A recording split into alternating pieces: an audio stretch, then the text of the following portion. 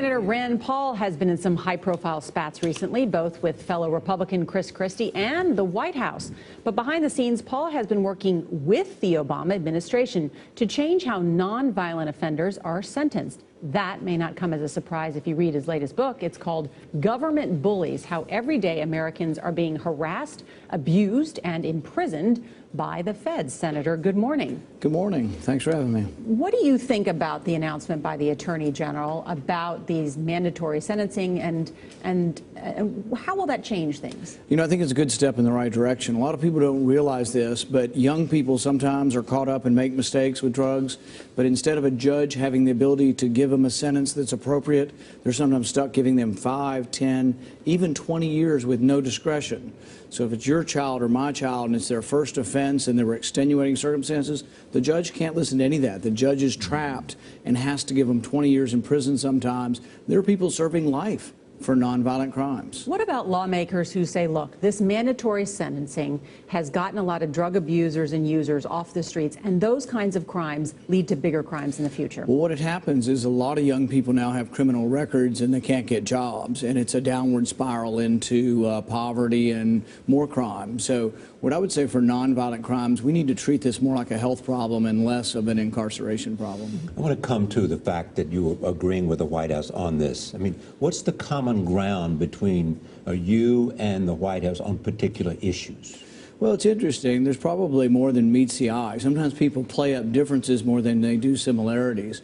So, for example, on mandatory minimums, this is something I've worked hard on with Senator Patrick Leahy, who's from Vermont and a Democrat.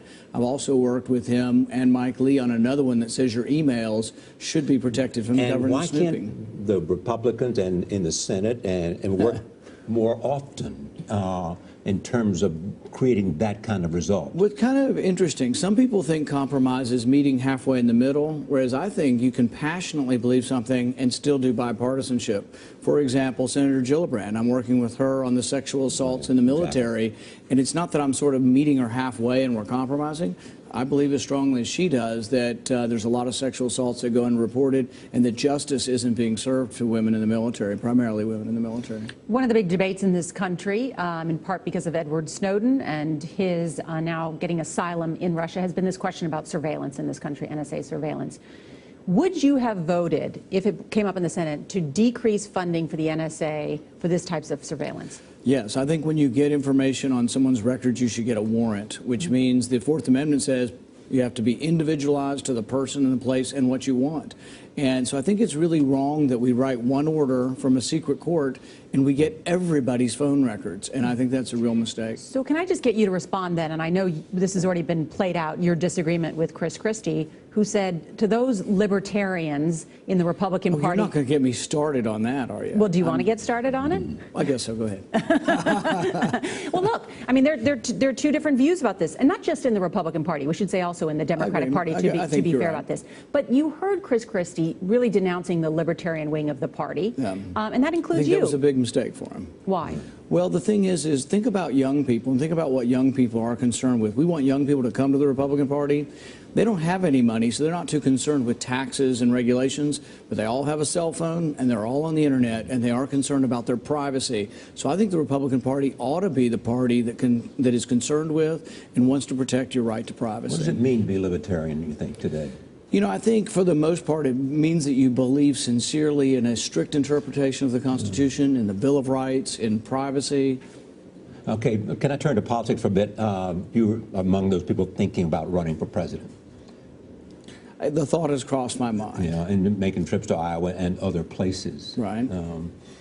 What will make you decide to run? You know, it's an enormous amount of invasion of your privacy to run for a national office. So it'll be a big discussion with my family on whether or not, one, we want to withstand the sort of the onslaught and the scrutiny that you get with this. And really, a lot of it's not fair. It's to your family, to your kids. It really is something. Most politicians overcome that, don't they? Well, yes and no, and some choose not to. So it is a big decision, and I haven't made my mind up. You're from Kentucky. It looks like at the polls that the minority leader in the Senate, Mitch McConnell, is in trouble.